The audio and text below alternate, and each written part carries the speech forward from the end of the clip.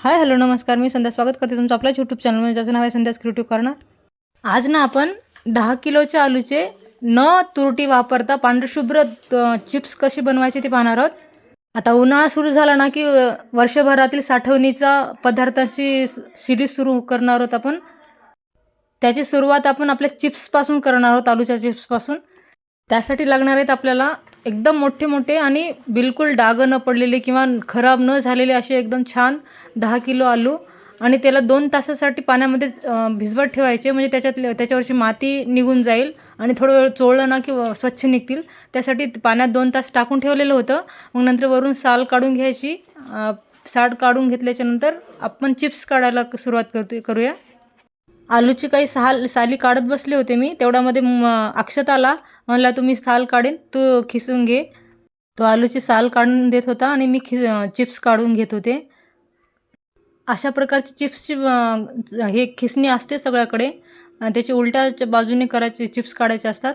आणि हे पहा, थोडे जाडपैकीच काढायचे चिप्स, कारण पातळ काढलं ना तळताना करपण्याची शक्यता असते। त्यासाठी जाडसरच चिप्स काढून घ्यायचे। चिप्स काळे होऊ नये म्हणून एक महत्त्वाची टिप्स आहे की आपण पाणी 2 नाहीतर 3 वेळेस बदलायचं। त्यामुळं की नाही तुरटी वापरायची गरज पडणार नाही। त्यामुळं 2 आणि 3 वेळेस पाणी बदललं पाहिजे। आता हे पहा, एक वेळेस आपलं इथलं चिप्स काढताना आपल्या पातेल्यातलं काढून आपण मोठ्या टोपल्यात टाकत आहोत। एक वेळेस झालं पाणी बदलणं, आणि आपण नंतर सगळं खिसणं झाल्यावर एकदा बदलणार आहोत। पहा, आता एवढं पूर्ण आलू खिसल्याच्या नंतर हे टोपलं भरलेलं होतं आणि त्याच्यात पाणी कमी पडत होतं। मग आपण अजून मोठ्या प्लास्टिकच्या टोपल्यामध्ये ह्यापेक्षा जास्त पाणी घेऊन त्या टोपल्यात टाकवतात। त्याच्यात ह्याच्यात कसं होईल, ह्याच्यातलं पूर्ण टार्च कमी होऊन जाईल ह्या आलूच्या चिप्समधलं। हे पाणीसुद्धा वेस्ट करायचं नाही आपल्याला। हे पाणी झाडाला टाकून दिलं ना, खूप झाडाला पौष्टिक हे भेटतात, प्रोटीन वगैरे भेटून जाते त्याला। आणि जास्त पाणी टाकून ठेवायचं असं। मग आता रात्रभर तुरटी फिरवली नाही, काहीच नाही, असंच तसंच ठेवलं, पण पाणी 2 वेळेस 3 वेळेस बदललं। त्याच्यामुळं एकदम पांढरे शुभ्र आहेत। पहा, आपण सकाळची वेळेस होतं ते, आता आपण पाहिलेलं 10 किलोचे आलूचे चिप्स असल्यामुळं ना खूप जास्ती आहेत ते। गॅसवर ना केलं ना 3-4 वेळेस आपल्याला उकडून घ्यावं लागलं असतं। त्याच्यामुळं मी मस्तपैकी चुलीची व्यवस्था होती म्हणून चुलीवरच त्याचा बेत ठेवला छानपैकी। गॅसचं बर्नर छोटं असतं, त्याच्यामुळे सगळीकडं व्यवस्थित तापत नसते आणि ते व्यवस्थित लवकर पण होत नसतात ते। त्याच्यामुळं चुलीवरच करून घ्यायचं, मस्तपैकी जबरदस्त होतात।